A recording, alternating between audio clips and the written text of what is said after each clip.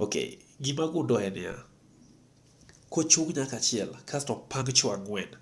Chwo gi te bro neno gimopogore. Nitie achiel ma bro neno sex tool. Kore ka nitie moro ma bro neno girlfriend. Kaso nitie moro ma bro neno someone minyalo wuotho godo kuom osiepeni kitang'o negi, but kamidhiye godo mabor in life to onge. Kore kama yudo tek, en someone manya neno queen in you. Someone ma nyithinde nyalo luongo ni mother. Mano yudo tek seriously. For a lady, if you say yes to all these people, or to all men, ibro bedo with these fancy things, but you'll be stupid upstairs. And if you say no to them, still ibro bedo bitter. Ibro bedo nyako masiko preach how men are dogs and everything. So this is my advice for you.